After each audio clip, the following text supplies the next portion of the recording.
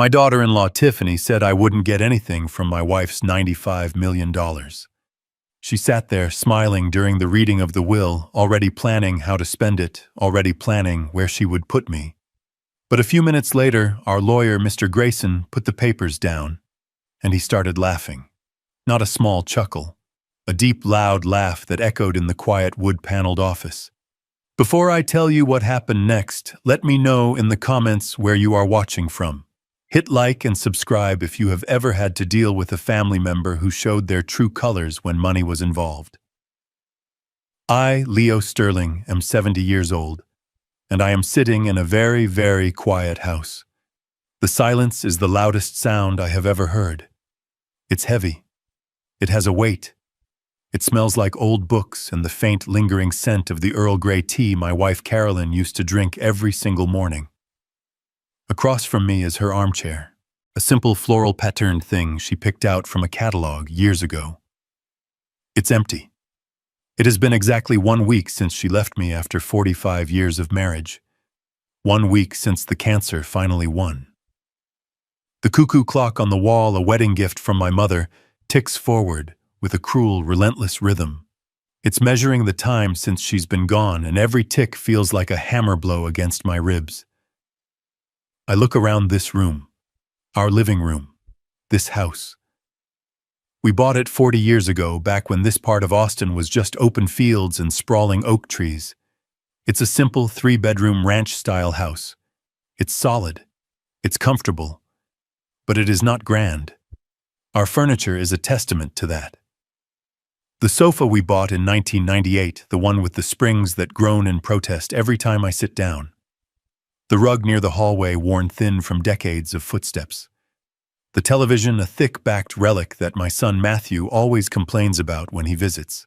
"Dad," he'd say, "why don't you get a flat screen? You can't even see the details on this thing." I'd always just shrug. "What details do I need to see in the evening news, son?" This was our cover. The one Caroline and I had built with meticulous, painstaking care.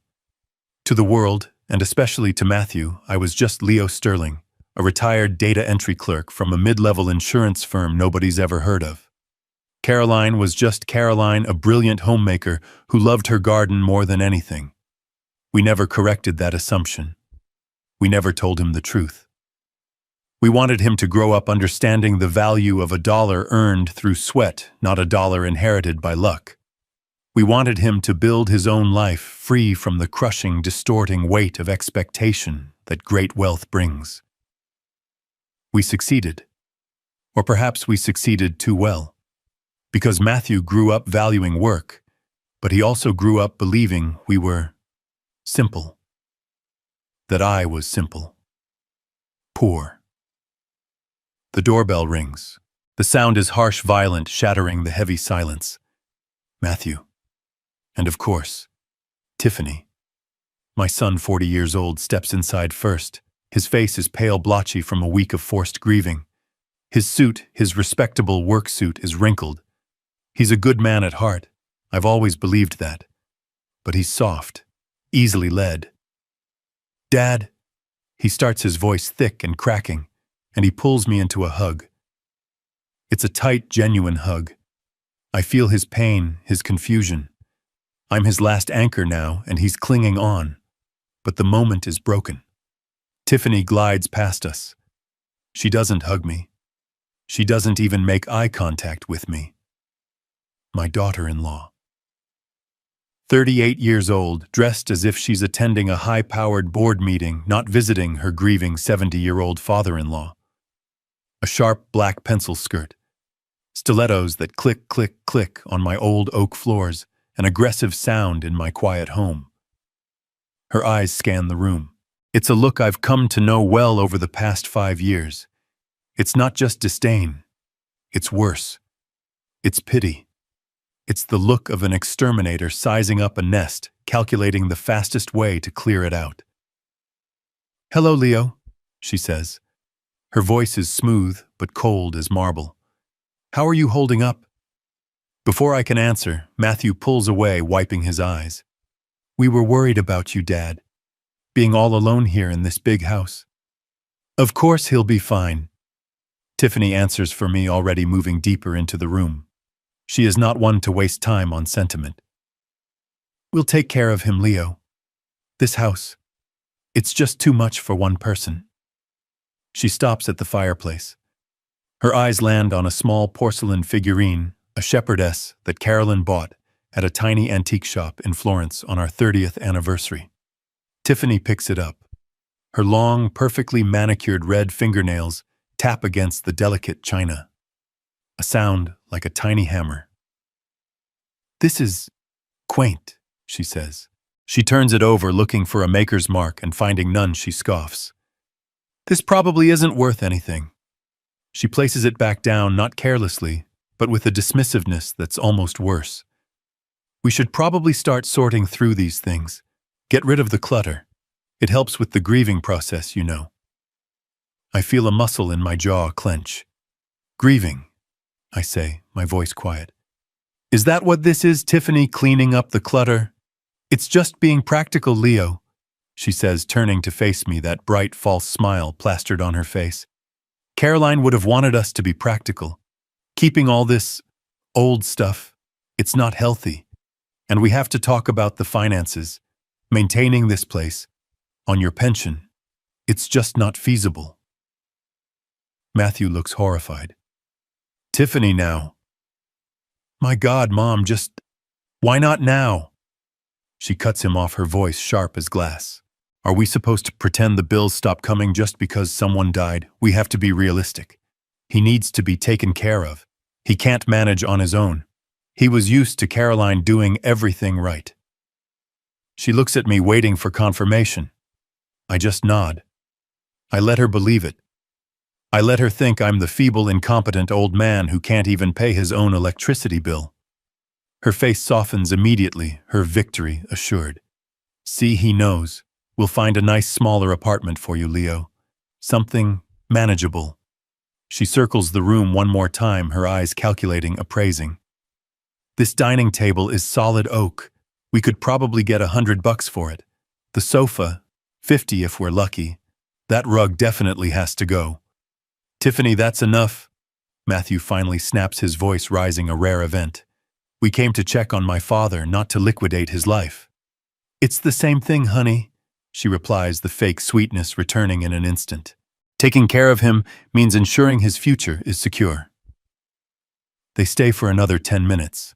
10 agonizing minutes where Tiffany outlines her helpful plan to dismantle my home, my life, my memories, all under the guise of caring for me. Finally, they're at the door. As Tiffany is busy checking her immaculate reflection in the small hallway mirror, Matthew pulls me aside just out of her earshot. Dad, he whispers, his face a mask of anxiety. Next week, Tuesday morning. It's the reading of Mom's will. I nod, pretending it's the first I've heard of it. I know. He continues, fumbling with his words. I know Mom probably didn't have much. Just the house, maybe some savings. But Tiffany said she'd help manage it all. She's really good with finances. I look at my son, my 40-year-old son, completely blind to the woman standing 10 feet away, a woman who is practically vibrating with greed. She said she'll help make sure you're taken care of, Dad. Make sure no one, takes advantage of you. I pat his arm. That's good, Matthew. I trust you. If you trust her, then I trust her. The relief that washes over his face is almost painful to watch. Yeah. Thanks, Dad. She just wants what's best for all of us. I watch them leave. The sleek black BMW X5 that I know they can't afford, at least not on his salary, disappears down the street. I close the door, the heavy thud of the deadbolt echoing in the empty house. I walk back to the fireplace and pick up the porcelain shepherdess. Tiffany was wrong. It wasn't worthless. It's a rare 18th century piece of Meissen porcelain. Its last auction estimate was just over $250,000. I place it back carefully. I sit down in my chair facing Caroline's. Well, my love, I whisper to the empty room. It's starting. I knew exactly what Caroline had put in that will, and I knew exactly what Tiffany was after. My daughter-in-law thought she was about to take control of a retired clerk's meager estate. She had no idea she had just tried to swindle a shark. Thursday morning, the house was settling into its new, heavy silence. I was in the kitchen staring at the coffee pot, trying to remember exactly how Caroline liked her grounds measured. The silence was so thick I could almost touch it. Then the doorbell rang, sharp, impatient. I knew who it was. They didn't even call this time. I opened the door. Matthew stood there looking even more exhausted than he had a few days ago, his eyes puffy and red. He looked like he hadn't slept at all. But Tiffany was energized. She was wearing a bright yellow sundress as if she were heading to a Sunday brunch, not visiting a house deep in mourning. She breezed past me carrying a sleek, expensive leather portfolio. "Leo," she said, her voice dripping with a sickening, artificial sweetness. "I'm so glad we caught you in. We have some wonderful news." She didn't wait for me to offer her a seat. She sat right down on the sofa, Caroline's sofa, placing her portfolio on the coffee table with a decisive thud. She unzipped it and pulled out a stack of glossy, colorful brochures. My heart sank. I knew exactly what those were. "Leo," she said, leaning forward, her voice dropping into that fake, syrupy tone of concern. "I know how hard this must be for you. Grieving. Being all alone." She fanned the brochures out on the table. They all had pictures of smiling, white-haired seniors playing shuffleboard or sitting by pristine blue swimming pools. "Matthew and I have been so worried. This house is it's too much for you to manage alone. So I did a little research."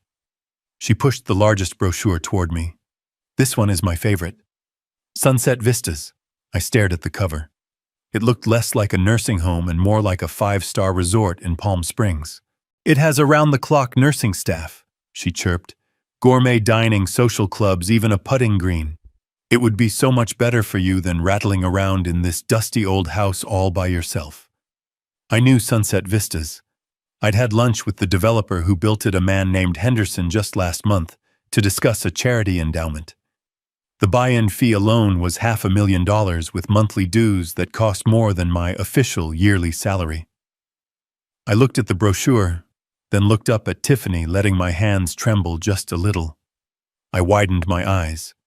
I put on the performance of my life. "But Tiffany," I whispered, my voice sounding weak and reedy.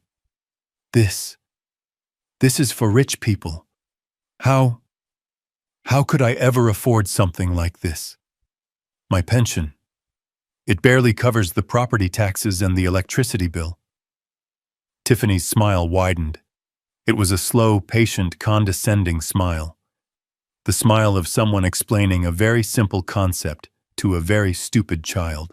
"Oh, Leo," she said, patting my trembling hand. "That's the brilliant part. You won't have to pay for it. The house will pay for it." Matthew, who had been standing silently by the window staring out at Caroline's roses, flinched as if her words had physically struck him. Sell the house," I stammered, playing my part to perfection. But Caroline, this is our home. All our memories." "It was your home, Leo," she corrected me, her voice sickeningly gentle. "Now it's just a lot of empty rooms and old memories. And more importantly, it's an asset.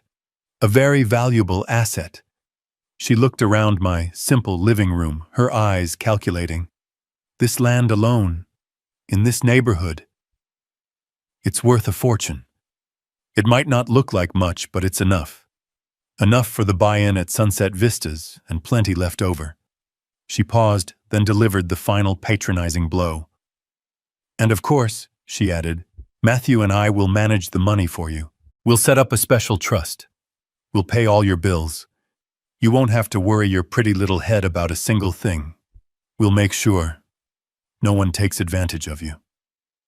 The silence in the room was heavy. They had appraised my house. They had found my replacement prison.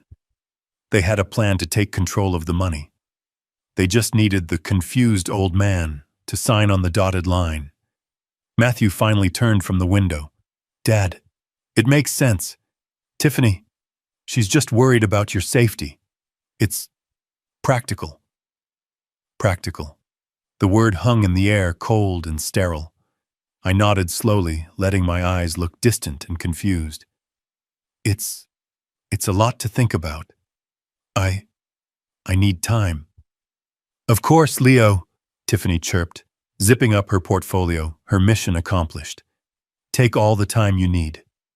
She started for the door, then paused. But not too much time. Places like Sunset Vistas have long waiting lists. We wouldn't want to lose your spot. I watched them leave. I watched the BMW drive away. I stood there for a long time, the glossy brochures still spread out on my coffee table like a stain. They didn't just think I was poor. They thought I was stupid. They thought I was finished. I walked to the kitchen, picked up the phone, and dialed a number I knew by heart. Grayson, I said, my voice no longer weak or trembling. It's Leo. They're moving faster than I thought. They just tried to put me in a nursing home. I heard my lawyer sigh on the other end. I was afraid of this, Leo. Don't worry. Let them think they're winning. Let them dig their own hole. Everything is already in place. They have no idea what's coming, do they? I asked. No, Grayson, I said, looking at the brochure for Sunset Vistas. They really don't. This was the moment. I knew it. This was the pivot point. I could call her bluff right here, tell her I owned the company that built Sunset Vistas, but the trap wouldn't be set. The betrayal wouldn't be complete. No, they needed to believe they were winning. They needed to believe I was exactly what they saw. A poor, confused, grieving old man, utterly lost without his wife. So I let my shoulders slump. I let my hands, the same hands that had signed off on 9-figure acquisitions, tremble. I let my gaze go distant and frightened. I looked from the glossy brochure with its smiling, perfectly coiffed seniors to Tiffany's bright, predatory face. A nursing home, I stammered, making my voice thin and reedy. But Tiffany, my dear, look at this place. I fumbled with the thick, expensive paper, almost dropping it. This is for rich people. People with stocks and bonds. Caroline and I, we just had the house, my pension. It barely covers the property taxes and the electricity bill as it is. I let a small, pathetic whine creep into my voice. I can't afford this. I don't have this kind of money. It was a perfect performance. I was feeding her the exact lines her script required. A slow, triumphant smile spread across Tiffany's face. It was a smile of supreme, condescending patience. The smile of someone explaining to a 5-year-old that the sky is blue. She leaned forward, and in a gesture that made my skin crawl, she patted my trembling hand. Oh, Leo, she cooed, her voice dripping with fake pity. Silly, sweet Leo, don't you worry your head about that. You don't have to pay for it. That's the brilliant part. I blinked, widening my eyes in confusion. I don't understand. The house, Leo, she said, tapping the brochure as if it were a winning lottery ticket. The house will pay for it. I shrank back, playing my role to the hilt. The house, I whispered, my voice breaking.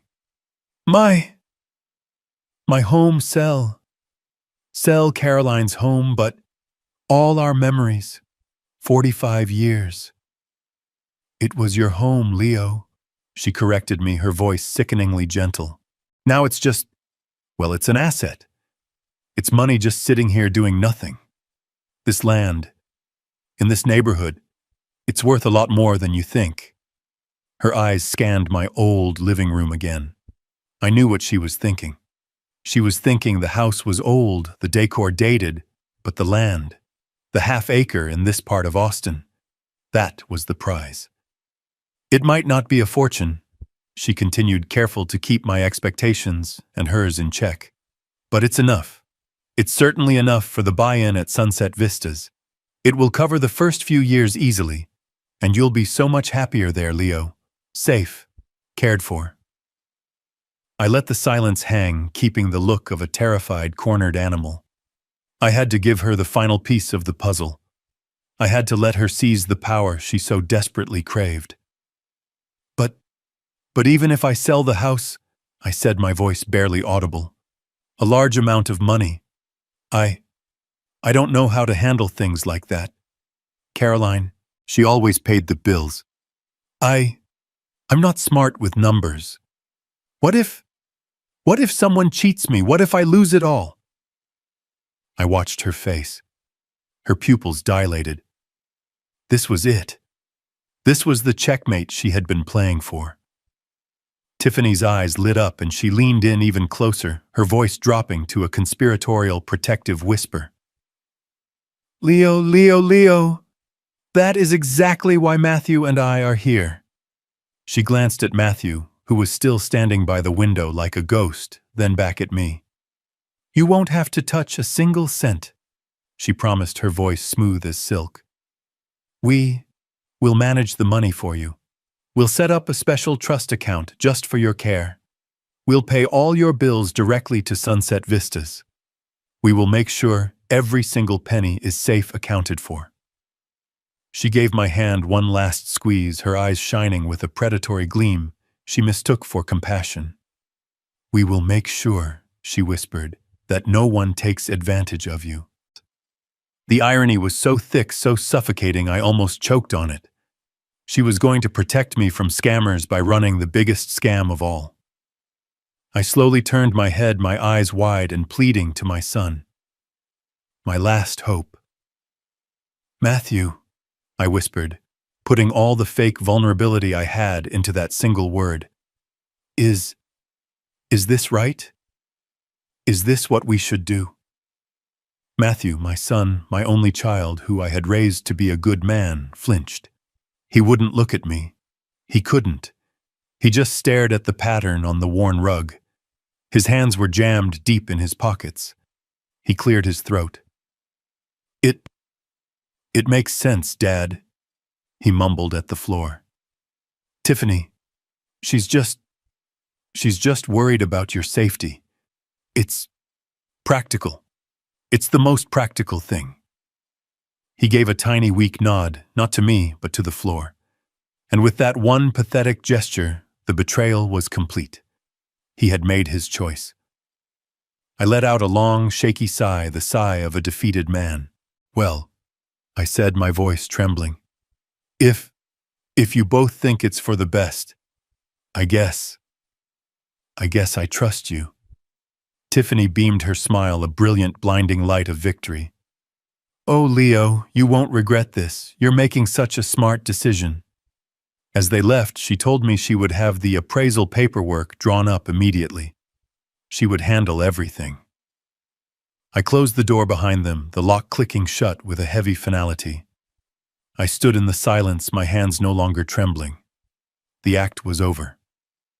I walked to the kitchen, picked up the phone, and made my call. Grayson, I said, my voice now cold and clear. It's Leo. They took the bait. All of it. The house, the nursing home, the trust fund to manage my money. She's even bringing an appraiser. I heard my lawyer chuckle on the other end. Oh, Leo, you really are a cruel, cruel man. She thinks she's appraising a $200,000 shack, doesn't she? She does. I said, looking at the Sunset Vistas brochure still on my coffee table. She has no idea, Grayson said, that the asset she's trying to manage is actually the holding company that owns Sunset Vistas. I smiled. No, Grayson. She really doesn't. I stood at the door for a long time after they left, listening to the sound of their expensive car engine fading down the street. I locked the deadbolt. The click of the lock echoed in the quiet house. I walked back to the coffee table and stared at the glossy brochures. Sunset Vistas, Golden Years Pavilion, They were so colorful, so full of smiling, happy, discarded people. They hadn't just thought about it. They had planned it. They had done research. They had run the numbers. As Tiffany's own words echoed in my head, I realized they had already had my house appraised. My home. Caroline's home. They had put a price tag on my memories. A coldness sharper than any Austin winter settled deep in my chest. This wasn't just casual greed. This was a disposal. A neat, tidy, practical plan to liquidate me, to erase me from their lives, all while smiling and telling me it was for my own good. They had already picked out my tomb, and they were just waiting for me to lie down in it. The feeble old man act was over the second that door closed. I walked to the kitchen past Caroline's empty chair and picked up my secure phone, not the simple flip phone I used around Matthew, but my real one, the one I used for business. I dialed a number I knew by heart. It picked up on the second ring. Grayson. His voice was crisp, efficient, no nonsense. "They're moving faster than I thought, Grayson," I said. My voice was no longer weak or trembling. It was low and hard. "They've already picked out the nursing home. They've appraised the house." I heard a dry chuckle on the other end of the line. "Let them, Leo. Let them run. Let them think they're in complete control." Grayson's voice was filled with a predator's calm. "It will make the reading of the will that much more impactful. As you requested, Leo, everything is ready. Just play your part a little longer." I hung up. They thought they were dealing with a confused old man. They had no idea they were dealing with me, and they had no idea they were dealing with Grayson. The next 2 days were quiet. Too quiet. I didn't hear from Matthew or Tiffany, which I knew was a bad sign. It meant they weren't just suggesting anymore. They were actively planning. I needed to know what their next move was. I needed to give them a little push to see how fast they would react. On Monday morning, I put on my poor old man outfit, my faded khaki pants, a slightly frayed polo shirt, and my oldest pair of walking shoes. I drove my 10-year-old sedan, the one Matthew thought was my only car, to the downtown branch of my local bank. This wasn't my real bank, of course. This was just the small local account where my pension was deposited, the account Matthew and Tiffany knew about. I walked up to the counter, intentionally shuffling my feet. A young teller, Sarah, smiled at me. She'd known me for years as Mr. Sterling, the quiet old man who came in every month to withdraw cash for groceries. "Good morning, Mr. Sterling," she said kindly. "Just the usual today." "Ah, yes, Sarah," I said, putting on a slightly shaky voice. "Yes, just the usual, but I think I need a little extra this month. The funeral expenses, you know, they were more than I expected." I looked down, projecting sadness and confusion. It was a lie, of course. Grayson had paid for everything from one of Caroline's ancillary accounts. "Oh, Mr. Sterling, I am so sorry for your loss," she said, her eyes softening with genuine sympathy. "Of course. How much were you thinking?" "Well," I hesitated. "I was thinking maybe $500. Is that too much? I just don't know what to do without Caroline. She handled all the numbers." "That's no problem at all," she said reassuringly. She typed my name into her computer, and then she froze. Her smile faltered. She squinted at her screen, then frowned, her brow furrowing in confusion. "Mr. Sterling," she began slowly, I see your account here, but there's a pending request on it." A request?" I asked, widening my eyes in panic, all part of the act. "What kind of request? Is something wrong? Did I bounce a check?" "Oh no, nothing like that," she said, though she looked deeply uncomfortable. "It's just, there's a request submitted online late last night to add an authorized user to your savings account." A Tiffany Sterling." I felt the blood drain from my face, and this time the shock was real. I hadn't expected them to move this fast. This was far beyond just helpful suggestions. This was identity theft. Tiffany, I stammered, gripping the counter. My daughter-in-law, but I didn't ask for that. I don't think I did. Did I? Sarah looked even more troubled. Well, that's why I'm asking, sir. The request, it came with an attached letter. It's from a Dr. Evans, stating that you're showing early signs of cognitive decline, and that you require assistance from your son, Matthew Sterling, to manage your finances. There it was. The drop of the guillotine. It wasn't just a plan anymore. They had done it. They had gone to a doctor, or more likely paid one off to get a fraudulent medical letter. They were actively criminally trying to seize control of my assets while I was still warm from grieving my wife. Cognitive decline. I repeated the words, my voice breaking. He thinks I'm senile. Mr. Sterling, I'm sure it's a misunderstanding, Sarah said quickly, her face full of pity. Your son and his wife are probably just worried, trying to be helpful. Helpful, I whispered. I let a single tear roll down my cheek. Yes, I'm sure that's it. I looked at her, my eyes pleading.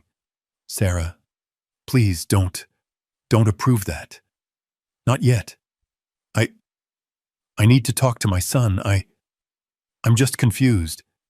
Caroline always handled everything. Please just cancel the request. Please. Sarah's professional demeanor melted. She saw a terrified, grieving widower, not a corporate titan. Of course, Mr. Sterling. Absolutely, she said, typing furiously. I'm canceling it right now, and I'm putting a security alert on your account. No changes can be made by anyone without you being physically present with 2 forms of identification. Okay. Thank you, Sarah, I whispered. Thank you. You're very kind. I took my $500, my hands shaking for real this time, and shuffled out of the bank. But the moment I was out of sight, the moment I turned the corner, the shaking stopped. The fear vanished. The stoop in my shoulders straightened. The coldness I felt earlier was gone. It had been replaced by a white-hot, righteous fury. This wasn't about greed anymore. This wasn't about them wanting my house. This was a declaration of war. They hadn't just insulted my intelligence. They had tried to steal my identity, my autonomy, my very sanity. They thought they were dealing with a forgetful old man. They had no idea I was the one who had written the security protocols for this bank's online system back in 2005. I got in my car. I didn't go home. I drove straight to my real office, the one on the 40th floor, the one Matthew didn't know existed. They had started the game. Now I was going to finish it. A nursing home, I stammered, making my voice thin and reedy. But Tiffany, my dear, look at this place. I fumbled with the thick, expensive paper, my hand shaking just a little, almost dropping it. This is for rich people. People with stocks and bonds. Caroline and I, we just had the house, my pension. It barely covers the property taxes and the electricity bill as it is. I let a small, pathetic whine creep into my voice. I can't afford this. I don't have this kind of money. It was a perfect performance. I was feeding her the exact lines her script required. A slow, triumphant smile spread across Tiffany's face. It was a smile of supreme, condescending patience. The smile of someone explaining to a 5-year-old that the sky is blue. She leaned forward, and in a gesture that made my skin crawl, she patted my trembling hand. "Oh, Leo," she cooed, her voice dripping with fake pity. "Silly, sweet Leo. Don't you worry your head about that. You don't have to pay for it. That's the brilliant part." I blinked, widening my eyes in confusion. I don't understand. "The house, Leo," she said, tapping the brochure as if it were a winning lottery ticket. The house will pay for it. I shrank back, playing my role to the hilt. The house, I whispered, my voice breaking. My home, sell Caroline's home, but all our memories. 45 years. It was your home, Leo, she corrected me, her voice sickeningly gentle.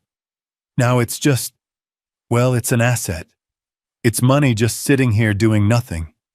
This land, in this neighborhood, it's worth a lot more than you think. Her eyes scanned my old living room again. I knew what she was thinking. She was thinking the house was old, the decor dated, but the land, the half-acre in this part of Austin, that was the prize. Might not be a fortune, she continued, careful to keep my expectations and hers in check. But it's enough. It's certainly enough for the buy-in at Sunset Vistas. It will cover the first few years easily, and you'll be so much happier there, Leo. Safe. Cared for. I let the silence hang, keeping the look of a terrified, cornered animal.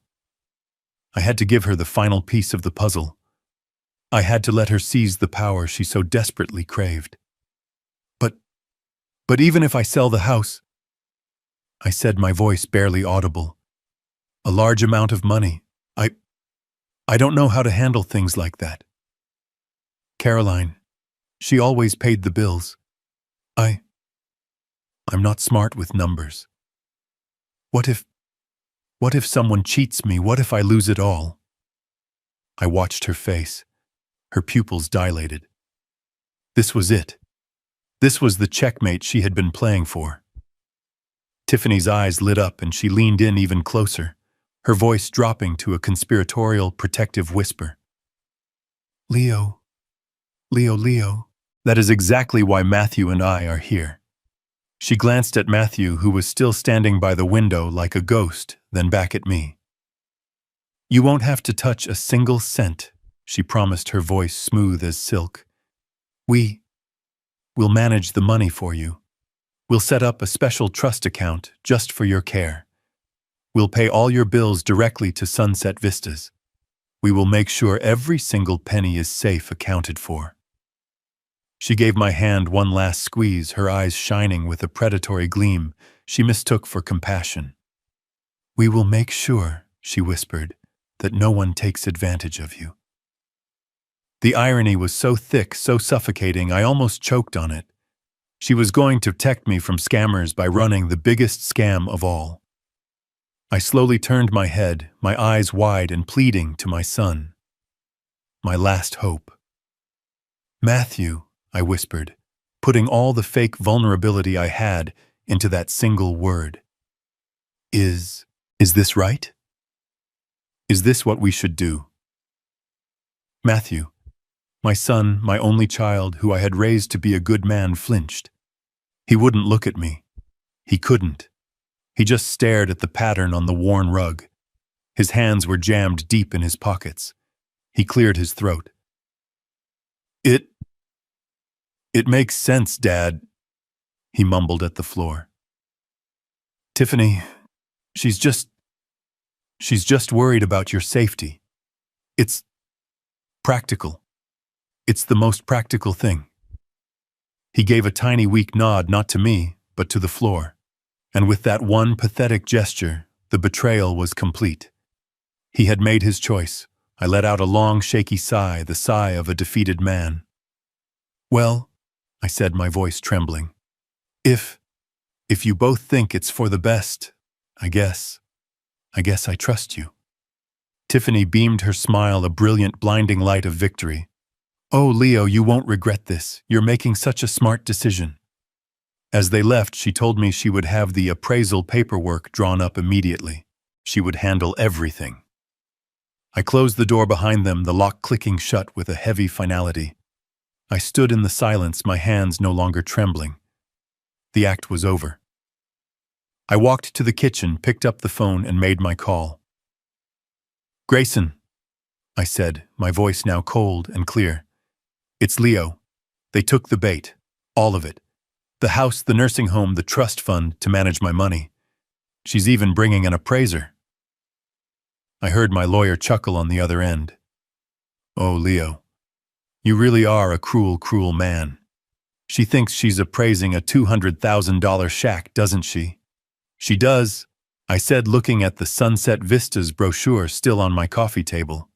"She has no idea," Grayson said, "that the asset she's trying to manage is actually the holding company that owns Sunset Vistas." I smiled. "No, Grayson, she really doesn't." I didn't even have time to pour myself a stiff drink before the phone rang.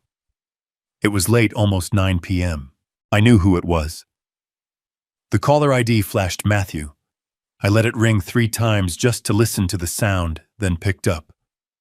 "Hello? Dad? Dad, are you okay?" Matthew's voice was tight, high-pitched, with a false, practiced concern. I'm fine, son. Just tired," I said, letting my voice waver. "Tiffany called me. She said, 'Dad, she said you went to the bank and you seemed really upset. You canceled her request.'" I was just confused, Matthew," I stammered, gripping the receiver. "Sarah at the bank, she said something about Tiffany and a doctor and my account. I didn't understand it." There was a heavy sigh on the other end of the line. It was a patronizing, weary sigh. The sound a parent makes when dealing with a difficult child. "Dad, listen to me," he said, his voice dropping. "Tiffany was just trying to help." I held my breath. You've been forgetting things a lot lately, Dad. You're getting confused." There it was. The knife slid perfectly between my ribs, not by my enemy, but by my own son. He wasn't just aware of the plan. He was an active part of it. He was the one building the narrative. "We're just worried about you, Dad. That's all," he said. "Oh," I said, my voice small. "Oh, I see. Forgetting. Yes. I'm just tired, son. Very tired. I'm going to go to bed." "Okay, Dad. We'll talk more soon. Just rest." He hung up. I placed the phone back in its cradle. The last fragile piece of hope I had, that my son was just a fool, a victim of her manipulation, shattered. He wasn't a victim. He was an accomplice. The elevator doors opened with a soft, expensive whoosh. The lobby of Grayson and Associates on the 50th floor wasn't just an office. It was a cathedral built to the god of money. Dark mahogany walls stretched up to a ceiling so high it seemed to touch the clouds. The floor was polished marble, reflecting the entire Austin skyline from a massive wall-to-wall window. The only sounds were the hushed, rapid tapping of a receptionist's keyboard and the funereal, heavy tick-tock of a grandfather clock in the far corner. Tiffany walked in first, as if she owned the place. Her stilettos clicked sharply on the marble. Click, click, click. Each sound was an announcement of her arrival. She was wearing a severe black designer dress, the kind that costs more than my entire fake monthly pension. Her blonde hair was pulled back into a tight, flawless bun. She looked like a sleek black panther, coiled and ready to pounce. She was vibrating with an energy I recognized all too well from my decades in business raw, naked greed. Matthew stumbled in after her. He looked awful. His face was a sickly shade of pale, almost green. There was a visible sheen of sweat on his forehead, even though the room was kept at a refrigerated temperature. He kept adjusting his tie, a silk one I knew Tiffany had picked out, as if it were a noose slowly tightening. He wouldn't look at me. He just stared at a heavy abstract oil painting on the wall, his eyes wide and vacant. He looked exactly like a man being led to his own execution. And then there was me. I shuffled in last, the final piece of the puzzle, playing my part to perfection. I wore my only suit, a brown polyester blend I'd bought at a Sears closing sale back in 1993. I had taken it out of the cedar chest this morning, and it still smelled faintly tragically of mothballs. My shoes were scuffed. My tie was crooked. I let my hands tremble just a little as I clutched my old worn wool hat. I looked for all the world like a man who had taken the wrong elevator, a man who had never seen wealth like this, a man who was utterly, completely out of his depth. "Mr. and Mrs. Sterling, Mr. Sterling, Senior," the receptionist asked. Her voice was a polite, cultured murmur. She looked at me for a fraction of a second too long, her eyes betraying a tiny flicker of confusion before her professional mask snapped back into place. "Mr. Grayson will be with you in just a moment. Please have a seat." The chairs were deep black leather. They probably cost more than my 10-year-old sedan. Tiffany sat on the very edge of hers, poised tense like a runner at the starting block. Matthew just collapsed into his, looking like he might be sick. I sat down slowly, letting out a small, shaky sigh, the perfect picture of a terrified, grieving old man. Tiffany leaned over, the scent of her expensive perfume washing over me. "Try to hold it together, Leo," she whispered, her voice a sharp, impatient hiss. She thought she was being discreet, but in this mausoleum of an office, her whisper was as loud as a shout. "This is just a formality. We're almost through it." Almost through it. She meant almost through me, almost done with the inconvenient poor old man who was the last obstacle between her and $95 million. I'm just nervous," I whispered back, looking down at the hat I was twisting in my hands. I've never been in a place like this." "We know," she said with a little sigh of exasperation. The "we" hung in the air, a final confirmation. She and my son were a single unit, and I was on the outside. The heavy door to the inner offices opened. Mr. Grayson appeared. He was in his mid-60s, immaculate in a gray pinstripe suit, his silver hair perfectly combed. He looked less like a lawyer and more like a Supreme Court justice. He was without question the most imposing man in the room. And he was my lawyer, my private counsel for 30 years, the man who had structured the very companies Matthew and Tiffany had no idea existed. He walked toward us. His eyes met mine for less than a second. I saw nothing in them. No recognition, no humor. He was a consummate professional. He shook Matthew's damp, limp hand. "Matthew, my condolences." He turned to Tiffany, who offered her hand with that bright, predatory smile. "Mr. Grayson, I'm Tiffany Sterling. It's a pleasure to finally meet. Caroline spoke so highly of you." "Mrs. Sterling," Grayson said, his voice flat, his face a mask of stone. He barely touched her fingers. Finally, he turned to me. He looked me up and down. My cheap suit, my scuffed shoes, my trembling hands. "And you must be Leo," he said, his voice perfectly neutral. "Please," he said, gesturing to the massive mahogany conference room behind him.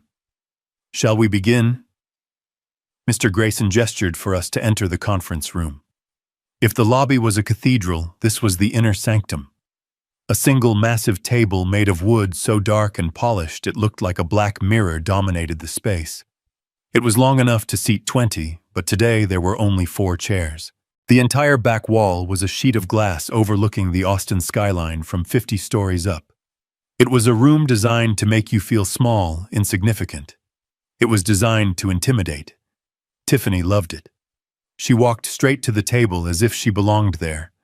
Matthew followed, pale and sweating, looking like he was about to be sick. I shuffled in last, still clutching my old wool hat, playing the part of the bewildered widower. Grayson took his seat at the head of the table. He gestured for us to sit. He placed a single, deceptively thin manila folder in the precise center of the blotter in front of him.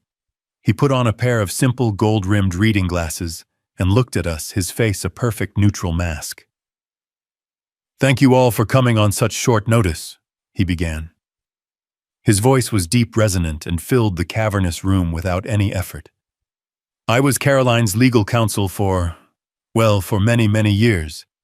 As you know, she was a very special client. I saw Tiffany shift in her seat. Her eyes lit up at that word. Special. To her, that meant one thing: rich. Special in what way? She asked, her voice a little too eager. Grayson's eyes flicked to her. Precise, Mrs. Sterling. Caroline was the most meticulous and careful planner I have ever had the privilege of representing. She believed in order. She believed in contingencies. She left nothing to chance. Tiffany practically glowed. She heard meticulous planner and took it as confirmation of the many conversations she claimed they'd had. Yes, she certainly was. Tiffany agreed, trying to sound like an intimate confidant. She always wanted to ensure everything was managed properly. We discussed it often. Indeed, Grayson replied, his face giving nothing away. He opened the folder. The will itself is quite straightforward. However, before we begin the official reading, there is a small matter of legal formality I must address. He then turned his full undivided attention to me. His gaze wasn't unkind, but it was intense, analytical. I felt like a specimen under a microscope. Leo, he said, his voice formal. As the surviving spouse, your presence here is paramount. However, the law requires that all parties present for a reading of this nature must be of sound mind and full cognitive understanding. I felt Matthew stiffen beside me. Tiffany, on the other hand, leaned forward, her body thrumming with sudden, sharp interest. Her moment had arrived. Leo, Grayson continued, his voice softening just a fraction. I must ask you formally, are you feeling well today? Are you lucid? Do you feel you are fully capable of understanding the legal proceedings we are about to undertake? It was the perfect trap. A standard legal question delivered with just enough gravity to invite comment. I played my part. I looked up, my eyes wide and watery. I blinked as if the question itself was too complex. I think so. I stammered, my hands visibly twisting my old hat in my lap. I mean, yes. It's a very big room. And all these papers. And with Caroline gone, she always handled the numbers. I let my voice trail off, looking down at my hands. I presented myself as a broken, helpless, and thoroughly confused old man. I was handing Tiffany the knife hilt first. I was begging her to use it. She did not disappoint. Mr. Grayson, she interrupted, jumping into the silence I had created. Her voice was suddenly overflowing with that same syrupy, artificial concern she had used in my living room. If I may, as Matthew's wife and as someone who loved Caroline very, very much. She paused, as if gathering her strength to say something difficult. Matthew and I, we're very worried about Leo. Grayson turned his calm, neutral gaze to her. Worried in what way, Mrs. Sterling? He's just been very confused lately, Tiffany said, shaking her head sadly. Losing his wife? It's been a terrible shock, of course. He's forgetting things. He's agitated. He even went to the bank the other day and caused quite a scene. He just seems lost, confused, not himself at all. Matthew looked like he wanted to be swallowed by the expensive carpet.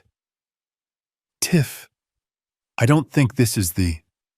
It's all right, honey, she said, patting his hand, silencing him with a single sharp gesture. She turned back to Grayson, her face a mask of loving concern. We just want to be transparent. We are genuinely concerned that he might not be capable of understanding complex financial matters right now. We believe we might need to help, guide his decisions. For his own protection. She had done it. She had, in front of a lawyer during a will reading, officially and on the record, declared that I was mentally incompetent.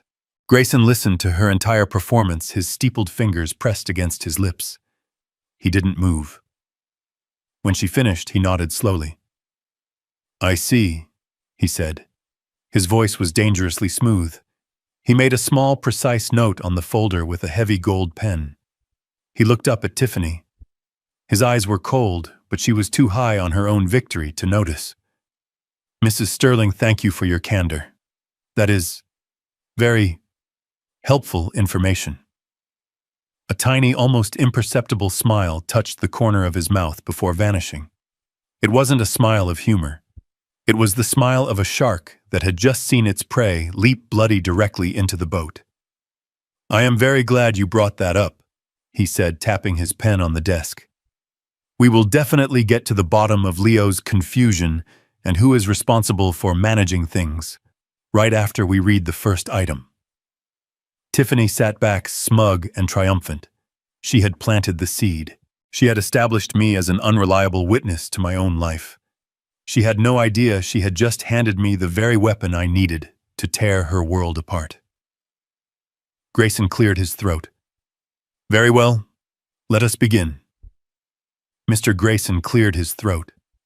The sound was like a rock falling into a deep, dark well. He picked up the single sheet of paper that was Caroline's final will. I knew, of course, that this was just the cover page, the summary. The real documents, the trust agreements, the corporate charters were filed away in a vault, all legally executed years ago. This was the performance. "Very well," Grayson said, his voice a perfect monotone. "I shall now read the last will and testament of Caroline Sterling. I, Caroline Sterling, being of sound mind and body," he droned on, reading through the standard legal boilerplate. The language was dense, full of wherefores and herebys. I kept my face a mask of mild, vacant confusion, as if trying to follow the complex words was giving me a headache. Matthew was staring at his own hands, which were clasped so tightly on the black mirror of the table that his knuckles were white. Tiffany, however, was a coiled spring. She was sitting on the absolute edge of her chair, her back ramrod straight. "And I direct that my funeral expenses be paid from my personal checking account," Grayson continued. Tiffany let out a tiny, almost inaudible sigh. This wasn't what she was here for. "Item 1, Grayson said, pausing to adjust his glasses. "I bequeath my collection of gardening books, approximately 47 volumes, to the Austin Public Library, along with a sum of $5,000 for their continued upkeep." I saw Tiffany's perfectly manicured fingers begin to tap, tap, tap on the polished wood of the table. $5,000. To her, that was an insult, a waste of time. She was here for the 95 million. Item 2. Grayson went on, his voice maddeningly slow. "I bequeath my entire wardrobe of clothing, shoes, and accessories to the Dress for Success charity in the hopes that other women may find the confidence I found." Tiffany's tapping became faster. Tap, tap, tap, tap. She crossed and uncrossed her legs. She glanced at the grandfather clock in the corner, which was ticking loudly in the silent room. Item 3. I bequeath my 2012 Toyota Camry to my dear neighbor, Mr. Henderson, who so often helped me with my groceries. I almost smiled. That was a classic Caroline move. She knew Tiffany hated that car, called it a dinosaur. Giving it to the neighbor was a small, perfect, posthumous jab. Tiffany let out another sigh, this one clearly audible. She shifted in her chair, the expensive fabric of her dress rustling.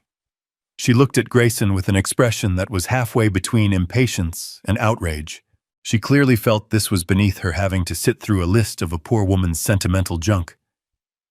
She was an executive, a manager of fortunes, and this was wasting her valuable time. Grayson, for his part, seemed to be enjoying himself. He read each word with deliberate, painstaking clarity, as if he were reading to a child. He paused, took a sip of water, and then continued. Item 4. To my beloved son, Matthew. At this, Tiffany sat up straight. This was it. I bequeath my personal recipe book, including the secret to my lasagna, which he always loved. Tiffany's face fell. Her recipe book, she hissed, just loud enough for me and Matthew to hear. Grayson ignored her. And my collection of porcelain figurines.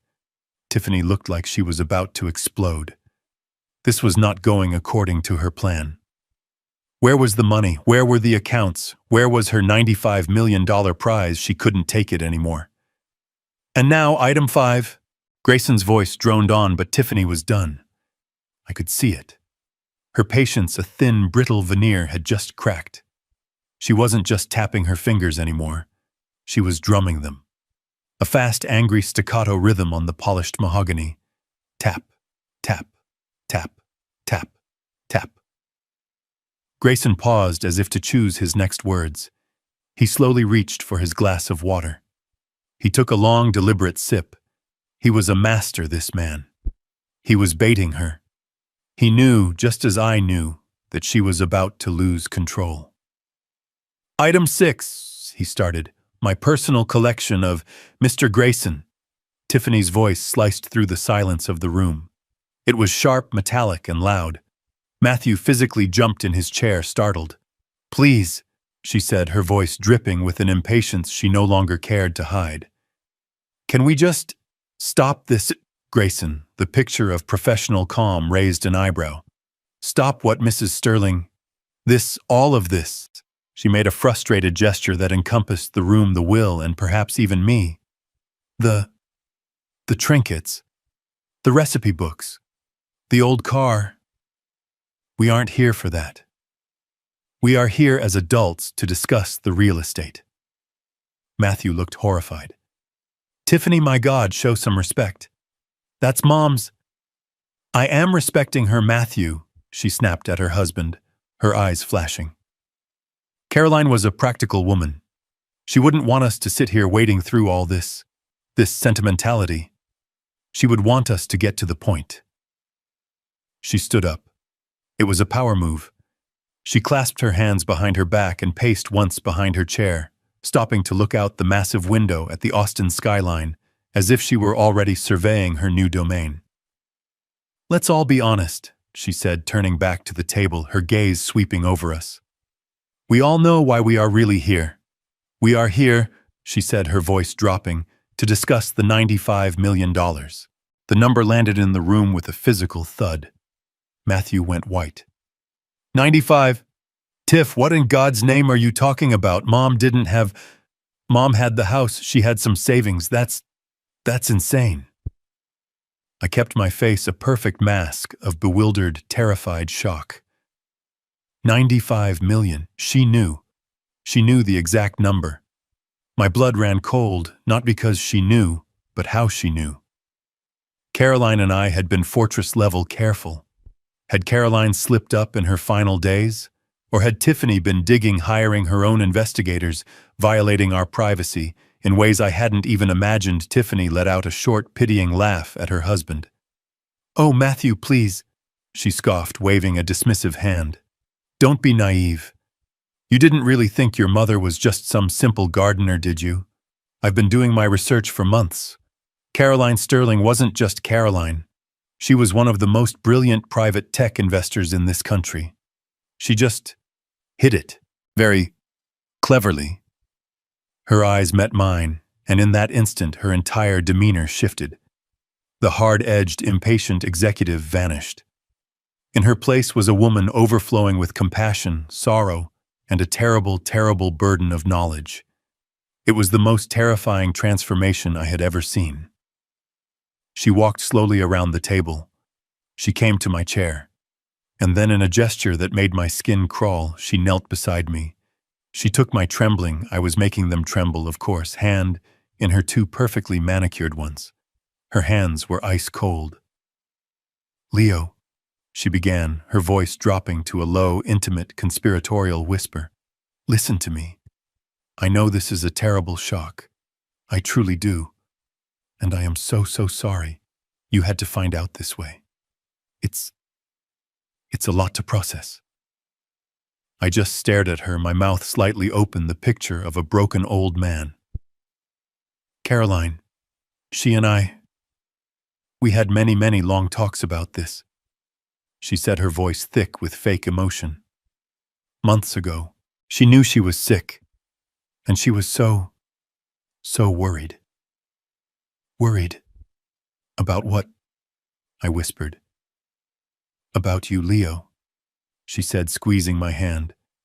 She was worried sick about leaving you all alone. She knew you well. She glanced at Mr. Grayson, then back at me as if sharing a painful secret. She knew you wouldn't know how to manage, how to cope with all of this. She gestured vaguely at the opulent office at the idea of the money. She loved you, Leo, so much, but she was also a realist. She knew you were wonderful but simple, that you've always lived in your own quiet little world. She was terrified that people sharks would come and take advantage of you, that they would steal everything she had worked so hard to build.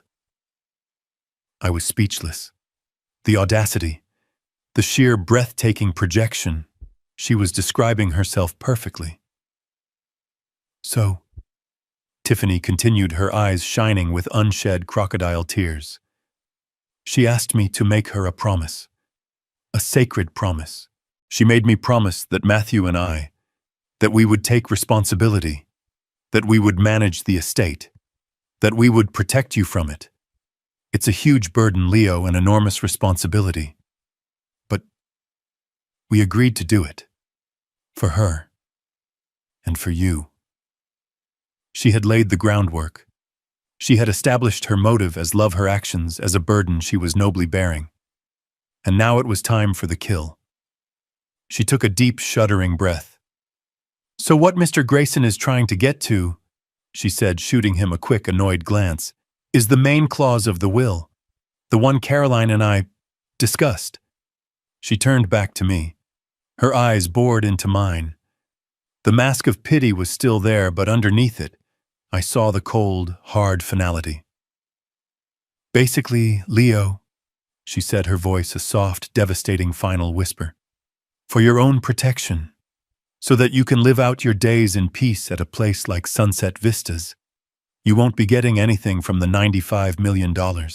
She paused, letting the words sink in. You are effectively out. We will manage everything. You just need to rest.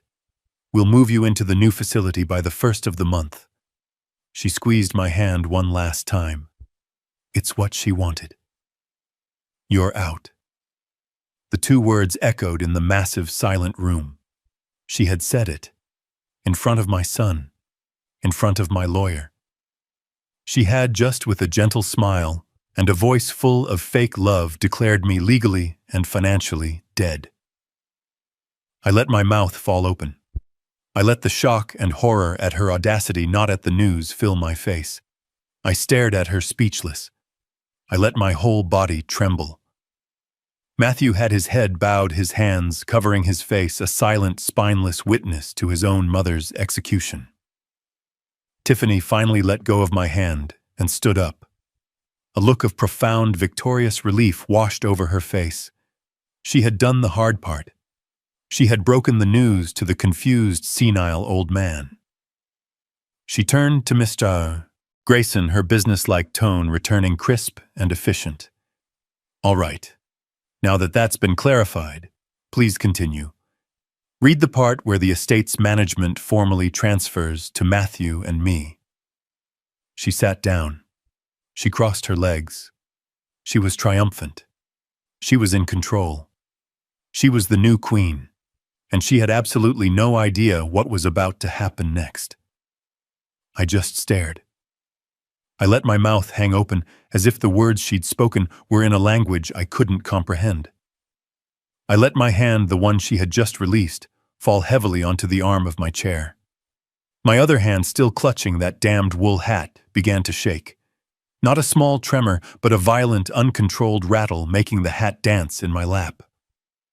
I looked at my son, Matthew. He was the epitome of shame. He hadn't just looked away. He had physically recoiled, sinking so low in his expensive leather chair that he almost disappeared. His hands, which had been covering his face, were now gripping his knees, his knuckles bone white. He was staring with an almost religious intensity, at a single uninteresting spot on the carpet, as if it held the answers to the universe. He wouldn't look at me. He couldn't. He had just sat there, silent and spineless, as his wife publicly and cruelly disowned his father. He had made his choice. I turned my gaze back to Tiffany. She was radiant. She was literally glowing with triumph. Her mask of fake pity had dissolved, replaced by a serene, smug smile of absolute victory. She looked like a general who had just watched her enemy's fortress crumble to dust. She saw my trembling. She saw Matthew's submission. She saw the opulent office. And in her mind, it all belonged to her. She had done it. She had neutralized the confused old man and secured the $95 million prize. She sat down slowly, gracefully. She smoothed her black dress over her knees, then looked at Mr. Grayson, who had been watching this entire exchange with a face carved from granite. "Well?" Tiffany said, her voice bright and efficient, as if a difficult task had been successfully completed. "I'm glad that's over. That was the hard part. I'm so relieved." She gave me one last fleeting glance of pity. "Don't you worry, Leo. We will take excellent care of you." Then she focused all her attention on the lawyer, her victory complete. "Please, Mr. Grayson," she urged, "let's finish this. Just read the part where the management of the estate formally transfers to Matthew and me. We have a lot of arrangements to make, starting with that facility." She sat back, crossed her legs, and waited to be crowned. Mr. Grayson did not pick up the will. He did not clear his throat. He did not continue reading. He simply looked at Tiffany, his face a perfect neutral mask of legal professionalism. His eyes, magnified slightly by his expensive glasses, just stared at her. 1 second passed. 2 seconds. The only sound in the vast, silent room was the heavy funereal tick-tock of the grandfather clock in the corner. Tiffany's triumphant smile wavered. It tightened at the edges. A flicker of impatient confusion entered her eyes. "Well," she prompted, her voice sharp, "are you going to read it?" Mr. Grayson's shoulders began to shake. It was a small, almost imperceptible tremor. He lowered his head as if suddenly overcome with emotion. He raised a hand to cover his mouth. A strange, strangled sound escaped him. It was a huff. Like a cough he was desperately trying to suppress. Tiffany frowned. "Mr. Grayson, are you all right?" He tried to regain his composure. He cleared his throat. He picked up his heavy gold-plated pen and clicked it as if to make a note. But it was no use. Another sound, a choked pfft, burst out. His entire body was shaking now. He put the pen down. He leaned back in his massive, high-backed leather chair, and then he laughed. It was not a polite boardroom chuckle. It was not a quiet, sympathetic snicker. It was a deep, rolling, uproarious laugh.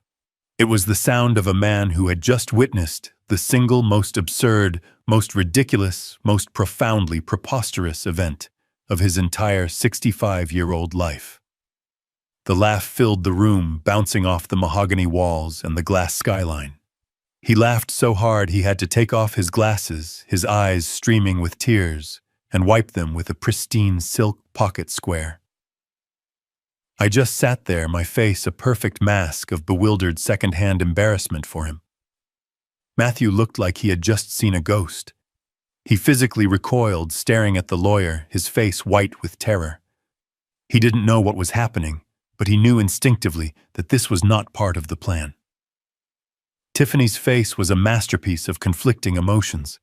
Her smugness had evaporated, replaced by a mask of cold, white-hot fury. This was not in her script. Old senile fathers-in-law were supposed to cry.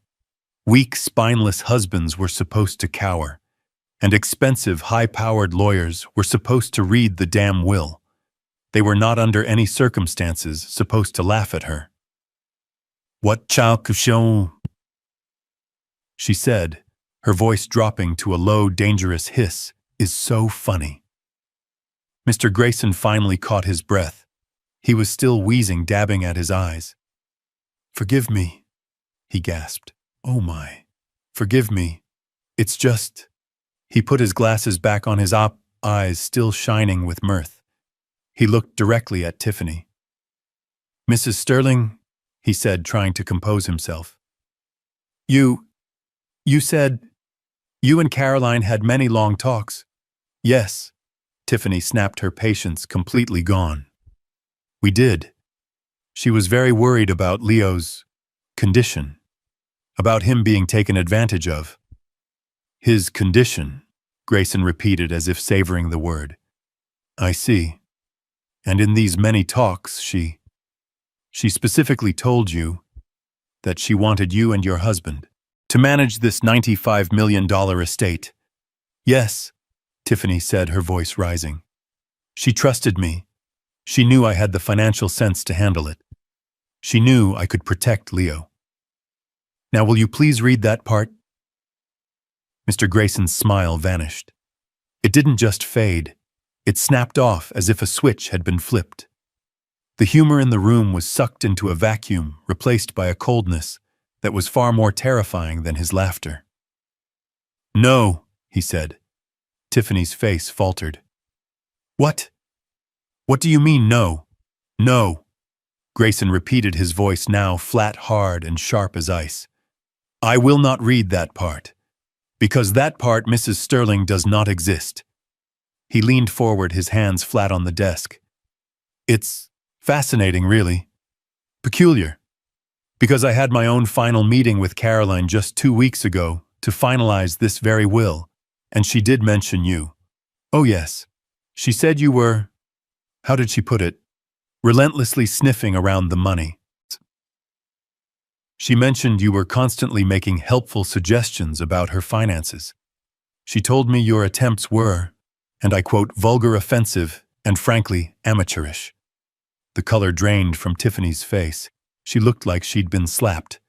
She wouldn't. That's a lie." "Oh, Caroline never lied, Mrs. Sterling," Grayson assured her, his voice dangerously smooth. "But you're quite good at it. You haven't just been suggesting, have you? You've been acting." He picked up the other folder, the one he had brought, not the will. "Which brings me," he said, his voice now devoid of all humor, "to this letter from a Dr. Evans regarding Leo's cognitive decline." He slid a piece of paper across the polished table. It stopped directly in front of her. "The letter you submitted to Mr. Sterling's bank trying to gain access to his accounts." He looked up at her, his eyes like steel traps. "You have been very busy, haven't you, Mrs. Sterling?" Tiffany's face, which had been glowing with smug victory, snapped into a mask of cold, white-hot fury. The air in the room crackled. She pushed her chair back, the legs scraping loudly on the marble floor. "What?" she said, her voice dropping to a low, dangerous hiss, "is so funny. This is the reading of my mother-in-law's will. It is a serious, solemn occasion. We are here to finalize her wishes, not to be ridiculed by her lawyer." Matthew looked absolutely mortified. "Tiff, please sit down," he whispered, tugging at her sleeve. She shook him off, her eyes locked on Grayson. "No, Matthew. I want an answer." Mr. Grayson finally caught his breath. He was still wheezing, dabbing at his eyes with a pristine silk pocket square. He put his gold-rimmed glasses back on his eyes, still shining with mirth. "Forgive me," he gasped. "Oh my, forgive me. It's just—" He composed himself, though a smile still played at the corners of his mouth. He looked directly at Tiffany. "Mrs. Sterling," he said, his voice still thick with suppressed laughter. You said you and Caroline had many long talks." "We did," Tiffany snapped. "And in these many talks," Grayson continued, she specifically told you that she wanted you and your husband to manage this $95 million estate." "Yes," Tiffany said, her voice rising with righteous indignation. She was on firm ground now, or so she thought. She knew I had the financial sense to handle it. She knew I could protect Leo. She trusted me. She gave me a quick, dismissive glance as if to say, "Even he knows I'm in charge." She was very worried, Tiffany continued building her case, that people sharks would come and take advantage of him. "His condition," Grayson repeated as if savoring the word. "I see." He nodded as if this all made perfect sense. "Yes, I see. $95 million. And she wanted you to manage it." "Exactly," Tiffany said, sitting back down, her smug confidence returning. "Now, if you're quite finished," Mr. Grayson's smile vanished. It didn't just fade. It snapped off as if a switch had been flipped. The amusement left his eyes replaced by a coldness that was far more terrifying than his laughter had ever been. The entire atmosphere in the room dropped 10 degrees. "No," he said. Tiffany's face faltered. What do you mean, no?" "No." Grayson repeated, his voice now flat, hard, and sharp as ice. "I will not read that part. Because that part, Mrs. Sterling, does not exist." He leaned forward, his hands flat on the polished table. "It's fascinating, really. Peculiar. Because I had my own final meeting with Caroline just 2 weeks ago to finalize this very will. And she did mention you." "Oh, yes." Tiffany's triumphant look was frozen on her face, beginning to curdle into confusion. "She mentioned," Grayson continued, his voice precise and cruel, "that you were, and I quote, relentlessly sniffing around the money. She mentioned you were constantly making helpful suggestions about her finances, about Leo's living arrangements." The color began to drain from Tiffany's face. Matthew, who had been staring at the floor, slowly lifted his head. "She told me," Grayson said, his eyes locked on Tiffany, "that your attempts were, and again, I quote directly from my notes of that day, vulgar, offensive, and frankly amateurish." Amateurish. Caroline, you magnificent woman. Even from the grave you had the perfect word. That's a lie." Tiffany gasped. Her voice was no longer sharp. It was a high-pitched squeak of outrage and panic. She wouldn't say that. She loved me. We were like mother and daughter." "Oh, Caroline never lied, Mrs. Sterling," Grayson assured her, his voice dangerously smooth. "About anything." It was one of her defining and at times most terrifying qualities. He looked down at his desk, then back up at her, a look of almost academic curiosity on his face. "But you, on the other hand, you seem to have a real talent for it." "How dare you? You haven't just been suggesting things, have you?" "Tiffany," Grayson interrupted, using her first name for the first time. The shift was as sudden as a slap. "You've been acting." He reached down beside his chair and pulled up a second folder, a thick brown legal folder that had not been on the table before. He slid it across the polished wood. It stopped directly in front of her.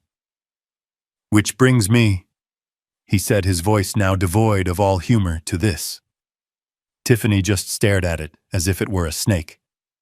"You see," Grayson continued, "my firm doesn't just handle wills. We also handle Mr. Sterling's entire corporate and personal portfolio. That includes his banking, all of his banking, even the small local pension account he so enjoys maintaining." I kept my face a perfect mask of confusion. My bank," I whispered. "Sarah?" Grayson gave me a quick, reassuring glance. "It's all right, Leo. We've already spoken to Sarah. She did an excellent job." He turned back to Tiffany. Her face was no longer pale. It was sheet white. "This," Grayson said, tapping the new folder, "is a copy of a request submitted to Mr. Sterling's bank just yesterday. A request to add you, Tiffany Sterling, as an authorized user with full power of attorney over his savings account. And it was attached to this." He pulled out a single sheet of paper from the folder. A letter from a Dr. Evans. A very convenient letter stating that Mr. Leo Sterling is suffering from rapid cognitive decline and is no longer capable of managing his own financial affairs. Matthew made a sound, a strangled gasping noise. "Tiff," he whispered. "What is that? What? What did you do?" "It's a lie," Tiffany shrieked, lunging for the paper. I don't know what that is. He is confused. You can see it, he's confused." "That's going to be very difficult to prove, Mrs. Sterling," Grayson said calmly, pulling the paper out of her reach. "Especially since we called Dr. Evans this morning. He's a very respected geriatric specialist. He was fascinated to see this letter primarily because, as he stated in a sworn affidavit that I have right here, he has never ever met you or your father-in-law." He leaned in his voice a low, devastating whisper. "You have been very busy, haven't you, Mrs. Sterling?" "What?" Tiffany said, her voice dropping to a low, dangerous hiss, "is so funny." "This is the reading of my mother-in-law's will. It is a serious, solemn occasion. We are here to finalize her wishes, not to be ridiculed by her lawyer." Matthew looked absolutely mortified. "Tiff, please sit down," he whispered, tugging at her sleeve. She shook him off, her eyes locked on Grayson. "No, Matthew. I want an answer." Mr. Grayson finally caught his breath. He was still wheezing, dabbing at his eyes with a pristine silk pocket square. He put his gold-rimmed glasses back on his eyes, still shining with mirth. "Forgive me," he gasped. "Oh my, forgive me. It's just—" He composed himself, though a smile still played at the corners of his mouth. He looked directly at Tiffany. "Mrs. Sterling," he said, his voice still thick with suppressed laughter. You said you and Caroline had many long talks." "We did," Tiffany snapped. "And in these many talks," Grayson continued, she specifically told you that she wanted you and your husband to manage this $95 million estate." "Yes," Tiffany said, her voice rising with righteous indignation. She was on firm ground now, or so she thought. "She knew I had the financial sense to handle it. She knew I could protect Leo. She trusted me." She gave me a quick, dismissive glance as if to say, "See, even he knows I'm in charge." She was very worried, Tiffany continued, building her case, that people sharks would come and take advantage of him. "His condition," Grayson repeated as if savoring the word. "I see." He nodded as if this all made perfect sense. "Yes, I see. $95 million, and she wanted you to manage it." "Exactly," Tiffany said, sitting back down, her smug confidence returning. "Now, if you're quite finished." Mr. Grayson's smile vanished. It didn't just fade. It snapped off as if a switch had been flipped. The amusement left his eyes, replaced by a coldness that was far more terrifying than his laughter had ever been. The entire atmosphere in the room dropped 10 degrees. "No," he said. Tiffany's face faltered. What do you mean, no? No?" Grayson repeated, his voice now flat, hard, and sharp as ice. "I will not read that part, because that part, Mrs. Sterling, does not exist." He leaned forward, his hands flat on the polished table. "It's fascinating, really. Peculiar. Because I had my own final meeting with Caroline just 2 weeks ago to finalize this very will, and she did mention you." "Oh, yes." Tiffany's triumphant look was frozen on her face, beginning to curdle into confusion. "She mentioned," Grayson continued, his voice precise and cruel, "that you were, and I quote, relentlessly sniffing around the money. She mentioned you were constantly making helpful suggestions about her finances, about Leo's living arrangements." The color began to drain from Tiffany's face. Matthew, who had been staring at the floor, slowly lifted his head. "She told me," Grayson said, his eyes locked on Tiffany, "that your attempts were, and again, I quote directly from my notes of that day, vulgar, offensive, and frankly amateurish." Amateurish. Caroline, you magnificent woman. Even from the grave, you had the perfect word. That's a lie," Tiffany gasped. Her voice was no longer sharp. It was a high-pitched squeak of outrage and panic. She wouldn't say that. She loved me. We were like mother and daughter. Oh, Caroline never lied, Mrs. Sterling, Grayson assured her, his voice dangerously smooth. About anything. It was one of her defining and at times most terrifying qualities. He looked down at his desk, then back up at her, a look of almost academic curiosity on his face. But you, on the other hand, you seem to have a real talent for it. How dare you? You haven't just been suggesting things, have you? Tiffany? Grayson interrupted, using her first name for the first time. The shift was as sudden as a slap. You've been acting. He reached down beside his chair and pulled up a second folder, a thick brown legal folder that had not been on the table before. He slid it across the polished wood. It stopped directly in front of her. Which brings me, he said, his voice now devoid of all humor, to this. Tiffany just stared at it as if it were a snake. You see, Grayson continued, my firm doesn't just handle wills. We also handle Mr. Sterling's entire corporate and personal portfolio. That includes his banking, all of his banking, even the small local pension account he so enjoys maintaining. I let out a small confused whimper, as if on cue. My bank, I whispered. Is something wrong with my money? Grayson gave me a quick, almost imperceptible glance. It's all right, Leo. We've taken care of it. He turned his cold, analytical gaze back to Tiffany. This, he said, tapping the new folder with one long, elegant finger, is a copy of a request submitted to Mr. Sterling's local bank just yesterday.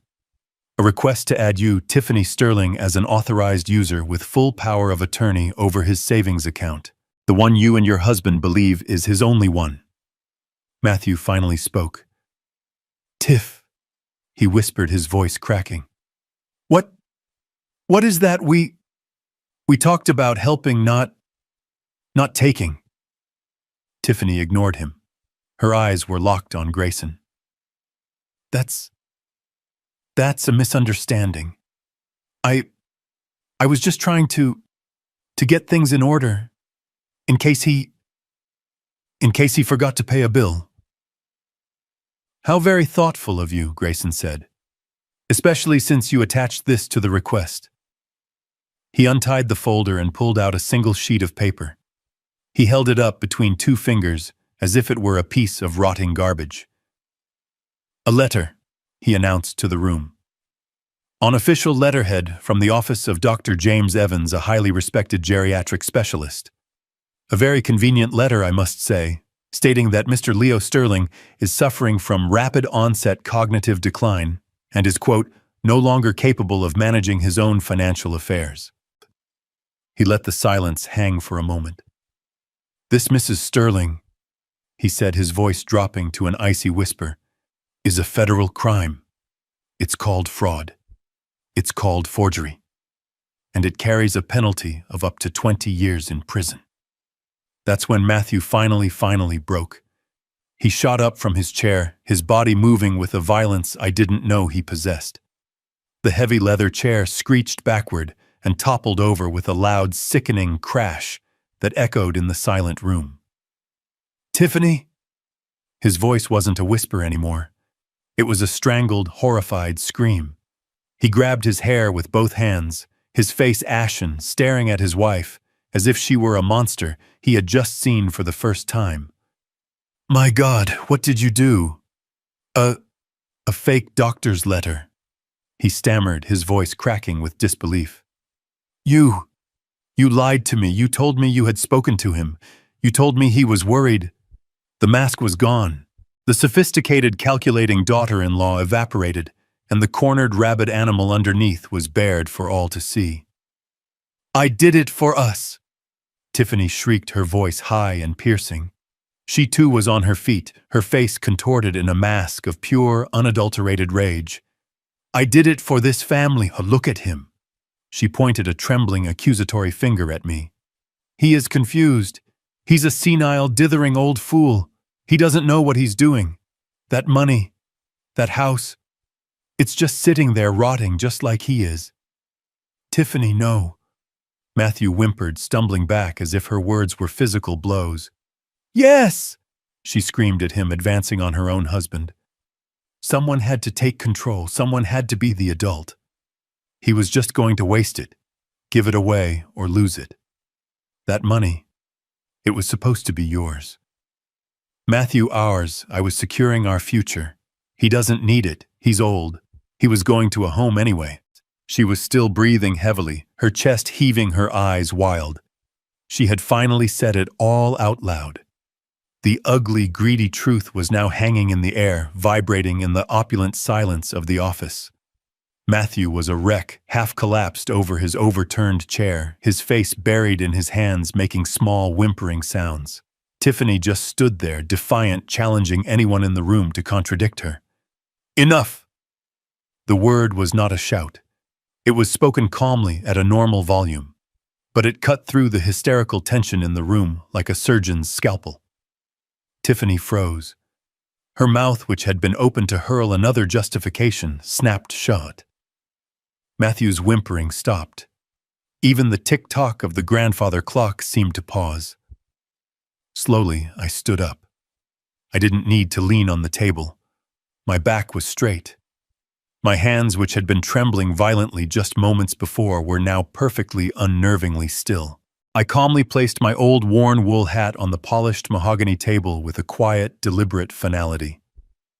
When I spoke again, my voice was not the reedy, weak whisper of a confused old man. It was the voice I used in boardrooms, the voice that had approved billion-dollar budgets and dismantled entire corporate divisions.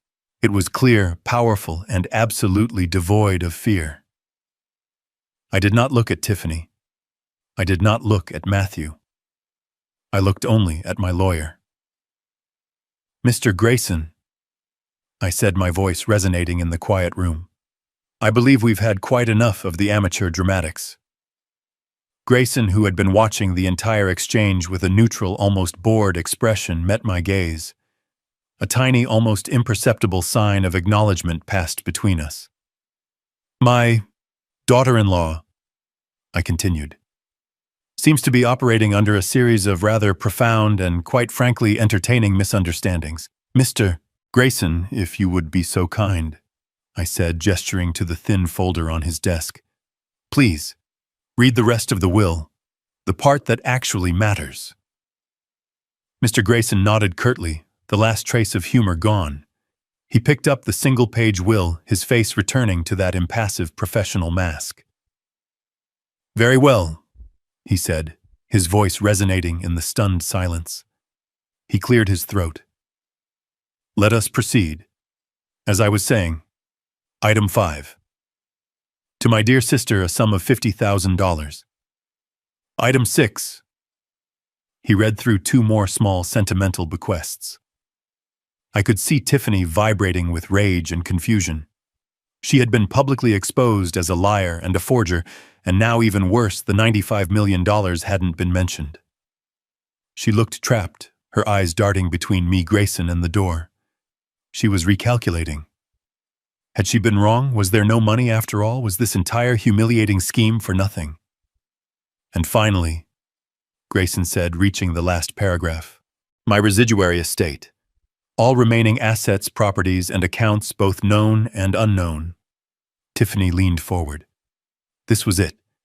Even after her exposure, her greed was so powerful, so all-consuming, that she still held out hope. Grayson read, I bequeath in its entirety to… but wait. This is not the primary clause. He paused, looking over his glasses, as if he had misread the page. The primary clause, he continued, concerns the $95 million asset portfolio that Mrs. Sterling mentioned. Tiffany's head snapped up. Her eyes were wide. It was real. Yes, Grayson said, as if reading her mind. The $95 million is real. Caroline was, as you noted, a brilliant investor. He looked at the page again. Here it is. Regarding my primary investment portfolio currently valued at $95,420,000, I bequeath it all. Well, actually. He stopped. He looked at the page. He looked up at Tiffany, then at me. Actually, it appears I cannot bequeath it at all, because it is not and never has been mine. The silence that followed was absolute. It was a vacuum. Tiffany just stared. Her brain, so quick and calculating, simply could not process those words. "What?" she whispered. It wasn't a question. It was a sound of pure, system-shocked disbelief. "What do you mean, not hers?" Matthew echoed, his voice cracking. Mr. Grayson smiled. It was a thin, cold, razor-sharp smile. "I mean exactly what I said, Mr. Sterling. The will is quite explicit. Shall I read the clause verbatim?" He didn't wait for an answer. Quote, "The asset portfolio valued at $95 million, which my daughter-in-law Tiffany seems to be so extraordinarily interested in, is not part of my personal estate. This portfolio is in fact merely the accumulated interest from the Sterling Capital Investment Trust, which my beloved husband Leo established in my name 20 years ago as a birthday gift." Tiffany's mouth opened, but no sound came out. Grayson continued reading, his voice clear and cutting as a diamond. "According to the unalterable terms of that trust, terms I agreed to, when he gifted it to me, the fund was mine to manage, to play with, as Leo always called it, for the duration of my natural life. However, upon my death, the trust is immediately dissolved, and the entire principal, along with all accumulated interest, automatically reverts to the original founder and sole beneficiary, Mr. Leo Sterling." Grayson put the will down on the polished table. He looked at Tiffany, whose face was a mask of utter catastrophic horror. She was staring at me, at my cheap polyester suit and my trembling hands. "I'm afraid Carolyn cannot leave you the $95 million, Mrs. Sterling," Grayson said, his voice laced with the iciest, most profound satisfaction. "She can't bequeath it. She can't assign it. She can't even touch it. It was never her money to give." He then did the most theatrical, most brutal thing he could possibly do. He slowly, deliberately raised his arm and pointed one long, elegant finger directly at me. "It has always," he announced to the room, "been his." "No." The word escaped Tiffany's lips as a choked, breathless whisper. It was impossible. She stared unblinking at me, at the old man in the threadbare suit, the man whose hands were still clutching that pathetic mothball-scented hat.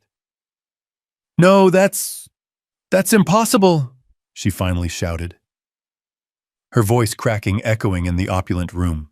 Her eyes darted wildly between Grayson and me. "You're lying. This is some kind of sick joke." She pointed a trembling, accusatory finger at me. "Look at him. Just look at him. He's a nobody. He's a retired clerk from some nothing insurance company. He lives in that shack." Her words tumbled out, desperate, frantic, as her entire reality fractured in front of her. "He wears clothes from discount stores," she shrieked, her voice rising in hysteria. "I've seen his shoes. They have holes in them. He drives a 10-year-old car that rattles. He's poor. He's always been poor." She turned on her husband, her face a mask of rage and disbelief. "Matthew, tell them he's poor. Tell them he's nothing."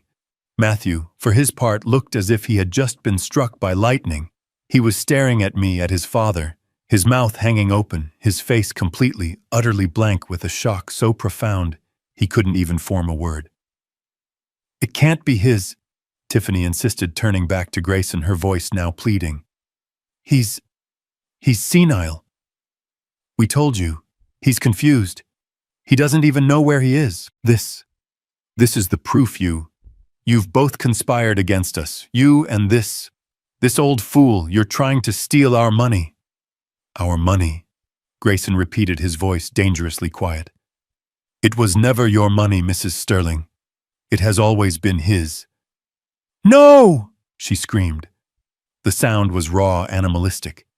It was the sound of a predator that had just had its kill snatched from its jaws.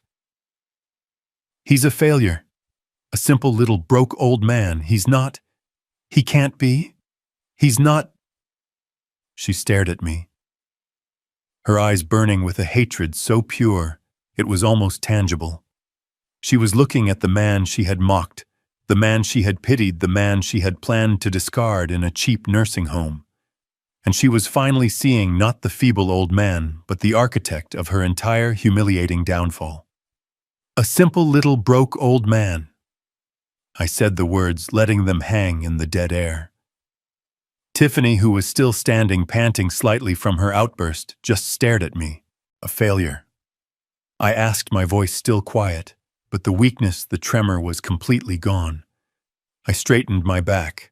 I calmly, slowly adjusted the cuffs of my cheap polyester blend suit jacket. You're right about one thing, Tiffany, I said. I was a clerk, a very long time ago, for about 5 years right out of college. I was a data entry clerk for an insurance company. I saw a flash of "I told you so" victory in her eyes. But I got bored. I continued, my voice smooth and level.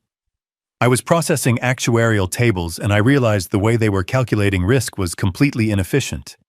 It was amateurish.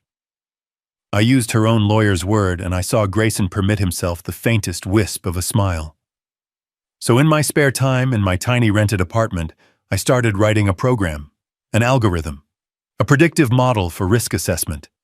And in 1982, I founded a company with one other person, the smartest person I ever knew, a brilliant programmer who could see the architecture of the future before anyone else. Matthew was staring at me now, his mouth half open, his mind struggling to catch up. That company, I said, was called Sterling Data Dynamics. And that programmer was my wife, Caroline. Tiffany's face twitched. I've never heard of it. Oh, I'm sure you haven't, I said. We sold it in 1995, before you were probably even out of high school. I paused. I let the silence build. We sold it to a very large, very well-known corporation for $800 million. It wasn't a shout. I said it calmly, but the number hit the room like a physical explosion. Matthew made a sound, a small strangled gasp. Tiffany. Tiffany just froze. Her face went completely blank. The cognitive dissonance was so strong, her brain simply shut down. She couldn't process it. 800 million, Matthew whispered, his voice cracking. Dad, what? What are you saying? I turned to my son. For the first time, I looked at him not as a father playing a part, but as a man who had been deeply, profoundly betrayed. I'm saying, I said, my voice softening, that your mother and I made a decision when you were born. We had seen what unearned wealth does to people. We had seen it destroy families, breed entitlement, and create people. Well, I glanced at Tiffany. People who measure human worth by the brand of their shoes. We didn't want that for you, Matthew. We wanted you to be better. We wanted you to be decent, to be hardworking, to be empathetic. I walked over to him past the overturned chair. So we hid it. We lived in this house. We drove old cars. I took a simple job advising on a few boards under a different name just to keep my mind busy. Caroline had her garden. And we lived. We lived a real life. We wanted you to find a woman who would love you, Matthew, not your trust fund. I looked pointedly at Tiffany, who was now leaning against the table for support, her face the color of ash. And for 40 years, I said, it worked. We were happy. But the money, Matthew stammered. The 95 million. Ah, yes, I said, turning back to the room. The 95 million. I let out a small, dry laugh. You have to understand my wife, Caroline. She was brilliant, but she got bored. After we sold the company, she missed the game. So on her 50th birthday, I gave her a gift. I looked at Grayson. He was enjoying this. I set up a small trust fund for her, I explained.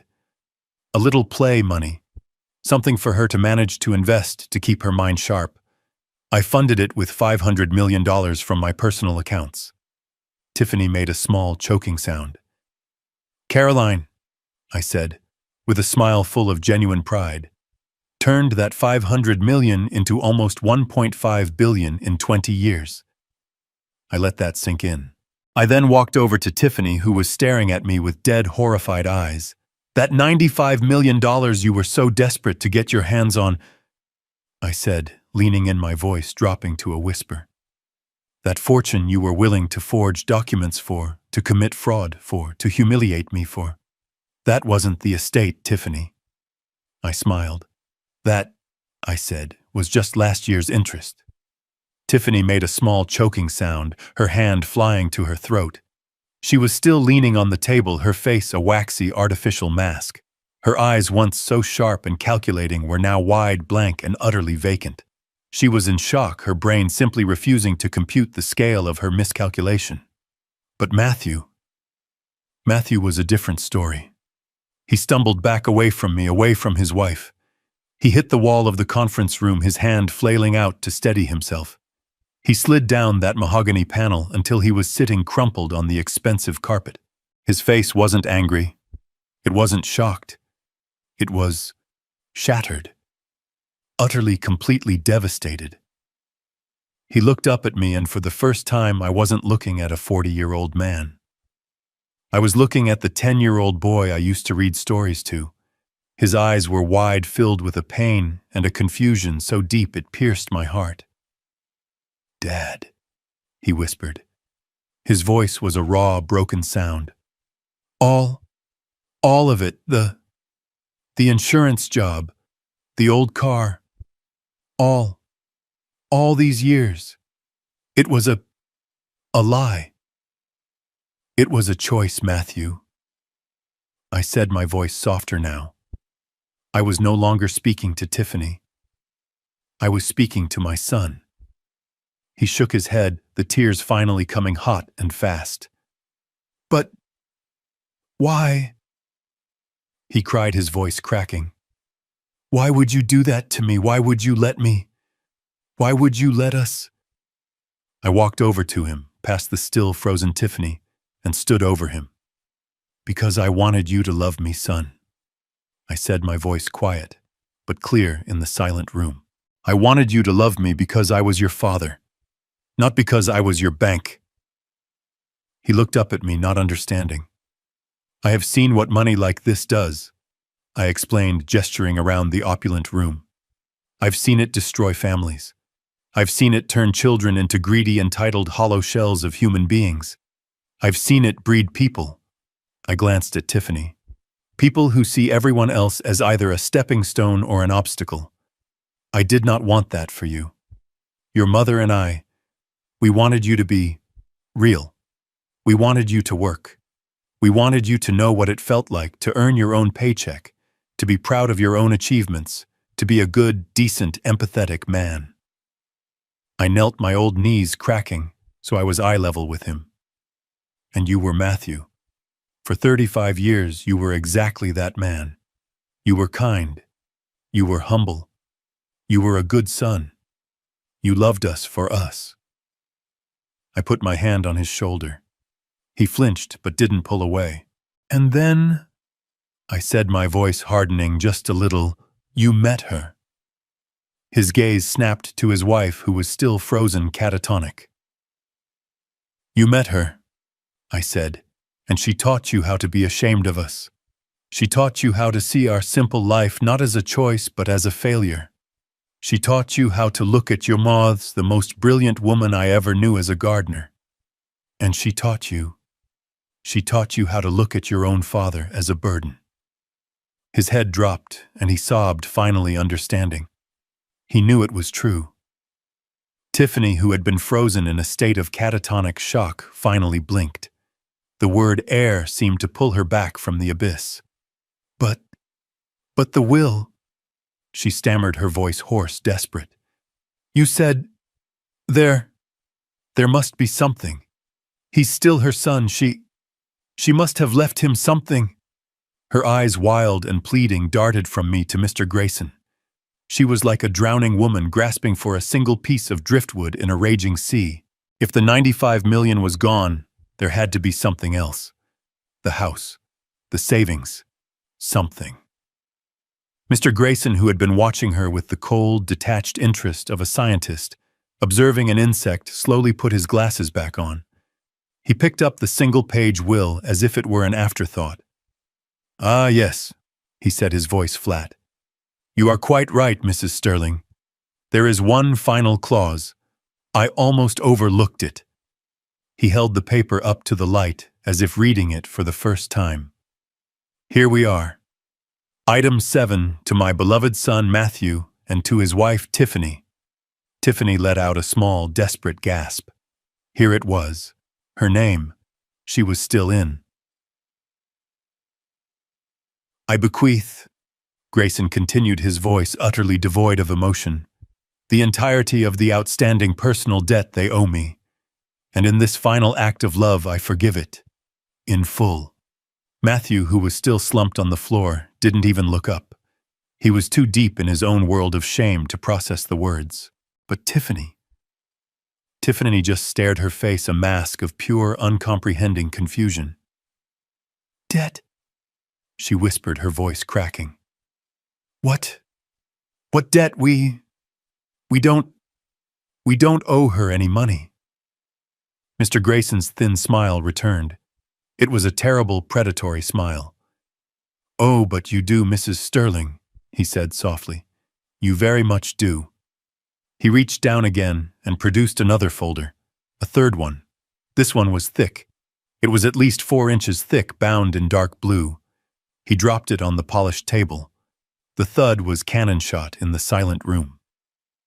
"You see," Grayson explained, "Caroline, as you noted, was a meticulous planner. She kept ledgers." He opened the folder.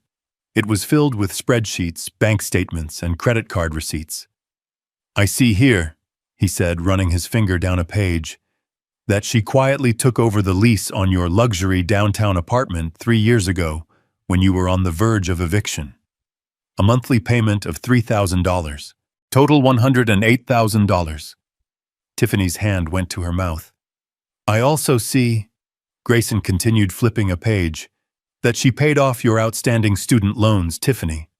A lump sum of $50,488, paid anonymously through a third-party fund so you wouldn't be embarrassed."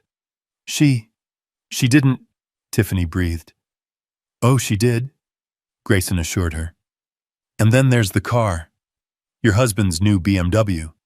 He thought he got an incredible financing deal. He didn't. Caroline paid $45,000 of it directly to the dealership, structured as a manufacturer rebate." Matthew, for the first time, let out a low, agonizing moan from the floor. He hadn't just been betrayed by his wife. He had been a fool. "And finally," Grayson said, turning to the last, thickest section, "the wedding. This beautiful wedding." He gestured vaguely toward the window as if the party were still happening. "The $80,000 invoice for the venue. The $20,000 catering bill. The $15,000 flower arrangement." He looked up at Tiffany, his eyes cold. "Caroline was paying for your entire life. She was the invisible, silent source of the very wealth you were using to look down on her poor father-in-law." He closed the massive folder with another final damning thud. "In the last 3 years, Mrs. Sterling Caroline personally and secretly spent $283,500 on you and your husband. She has in this will forgiven you that debt. That is your inheritance. Congratulations." Tiffany hit the marble floor with a soft, expensive thump. She didn't even try to catch herself. She was out cold, a defeated heap of black fabric and shattered arrogance. At the same moment, Matthew, still crumpled against the wall, made a violent gagging sound. He lunged for the ornate silver trash receptacle in the corner and was violently sick into it.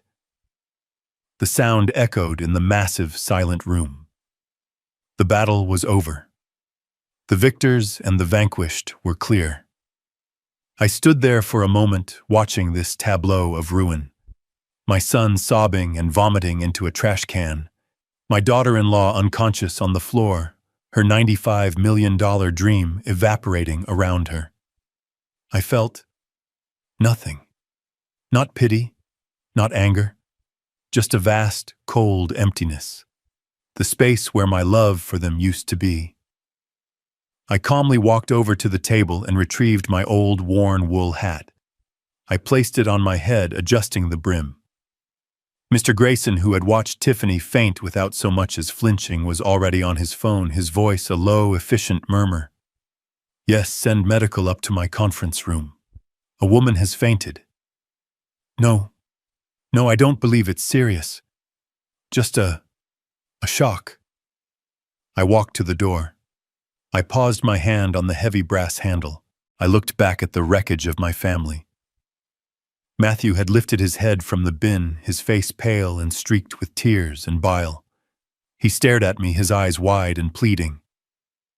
One last thing," I said, my voice calm and conversational. Matthew just stared, his chest heaving. "Tiffany," I said, addressing her unconscious form on the floor, though my words were meant for my son. She was worried about me being confused, about my bank account." I looked at Matthew. "I just wanted to let you both know. I also spoke to my bank this morning. After I found out about that very creative letter from Dr. Evans, they were very interested to see it. Very interested indeed." I let that hang in the air. "Mr. Grayson's office," I continued, "will be forwarding a copy of that letter along with the bank's fraud report and my sworn testimony directly to the district attorney's office this afternoon. It seems forgery of medical documents and attempted fraud against a senior citizen are things they take very seriously." Matthew's eyes widened in a new, fresh wave of horror. This wasn't just a family argument. It wasn't just about inheritance. It was criminal. "Good luck managing that," I said. I didn't look back. I just opened the door and walked out into the bright, sunny Austin afternoon, leaving the ruins of their lives behind me. I walked out of the conference room. I didn't run, I just walked. The click of the heavy door shutting behind me was the only sound. I walked across the vast, silent lobby, my old scuffed shoes squeaking just a little on the polished marble. I was halfway to the elevators, halfway to my new life when I heard it. "Dad, wait." It was Matthew. His voice was a raw, desperate cry. I heard his footsteps, clumsy and frantic, running after me. "Dad, please, wait, I didn't know." I stopped right in the middle of that vast, empty lobby. But I didn't turn around. Not yet. I just stood there, my back to him. "I didn't know about the doctor's letter," he choked out, gasping for breath, as he stopped a few feet behind me. "I swear to God, Dad, I didn't know about the bank or any of it. The money, the 800 million. I had no idea." He was sobbing, deep, shuddering, broken sobs. I waited until he was finished. Then I slowly turned around. I looked at my son, my 40-year-old son. His face was a mess. It was pale, streaked with tears and, yes, even a little of the vomit from the trash can. His expensive suit was rumpled, his silk tie pulled loose. He looked like the wreckage of a man. "The problem isn't what you didn't know, Matthew," I said. My voice was quiet, but it was hard, and it echoed slightly in the big, empty room. He looked up, his eyes wide and pleading. "The problem," I said, "is what you did know." He flinched. "You knew how she spoke to me," I said, my voice as cold and sharp as a scalpel. "You were in my house when she called my home a shack, and my wife's memories clutter. You were right there when she told me I was old, useless, and needed to be put in a home. I thought she was just stressed," he stammered. "No," I cut him off. You hoped she was just stressed. There's a difference. You saw her humiliate me. You saw her treat your father, the man who raised you, like he was garbage. And you, Matthew, you did nothing. You said nothing. I took a step toward him. You chose her. You chose her insults. You chose her contempt. You chose her lifestyle over my dignity. No, Dad, I love you. You love what I could do for you, I said. You loved the idea of her managing things. You loved the idea of a practical solution that meant you didn't have to deal with your old, poor, embarrassing father anymore. You chose her, Matthew. You chose silence. And that's the one thing I can't forgive. He collapsed against a marble pillar, the fight completely gone out of him. He was just a broken man. What do I do now? He whispered to the floor. What am I supposed to do? I looked at him for a long moment. My son. You have two choices, I said. It's very simple. You can go back in that room. You can pick your wife up off the floor, the woman who lied to you, who committed a federal crime in your name, who never loved you, who only loved a $95 million fantasy. You can stay with her. You can try to build a life on that pile of ashes and lies. I paused. Or you can walk out of this building. You can go get a job that actually pays your bills. You can find an apartment you can actually afford. And you can start for the first time in your life to learn how to be a man of integrity. A man who respects himself. He looked up at me, his eyes desperate. Which one do you want me to do? I shook my head. That's the part you still don't understand, son. It doesn't matter what I want. It matters what you choose. I turned my back on him for the last time. But whatever you choose, I said, walking toward the elevators, you're going to do it on your own. I pushed the elevator button. The doors opened with that same silent whoosh. I stepped inside and the polished steel doors slid shut, reflecting a distorted, blurry image of the man in the cheap brown suit. The man they thought I was. The elevator descended a smooth, silent drop from the 50th floor. When the doors opened again, I was in the main lobby. I walked past the security desk, past the enormous abstract painting, and pushed through the heavy glass doors. The bright, hot Austin sun hit my face. It felt warm. Real. I hadn't realized how cold, how sterile that office had been. I stood on the pavement for a moment, just breathing in the city air, the smell of traffic, hot pavement, and a faint hint of barbecue from a truck down the street. I reached into the pocket of my old khaki pants and pulled out my smartphone, my real one, the one Matthew had never seen. I scrolled through my contacts, past names of CEOs, board members, and international bankers, until I found the one I wanted. Ben, my oldest friend, my fishing buddy. He picked up on the second ring. Leo, everything. All right, the thing today. I smiled.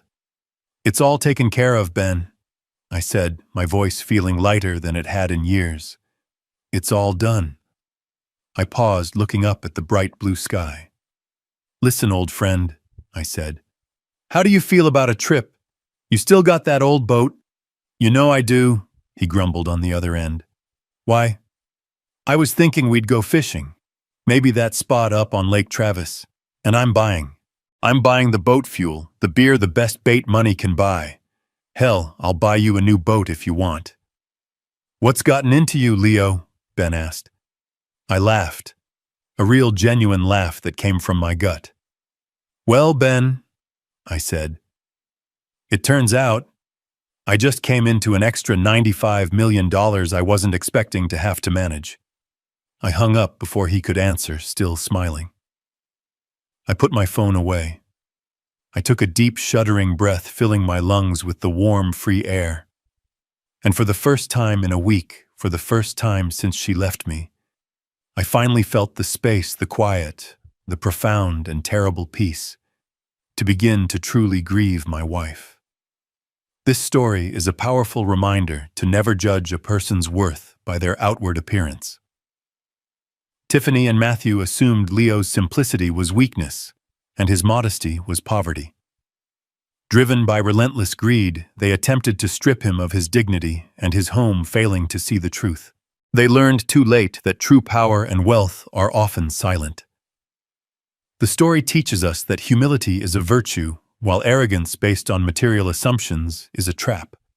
In the end, respect and integrity are the only assets that truly matter, and greed will always expose itself. What do you think about the plan Caroline and I set up? Did Tiffany and Matthew get exactly what they deserved, or was the public humiliation in the lawyer's office too much? Let me know your thoughts in the comments below.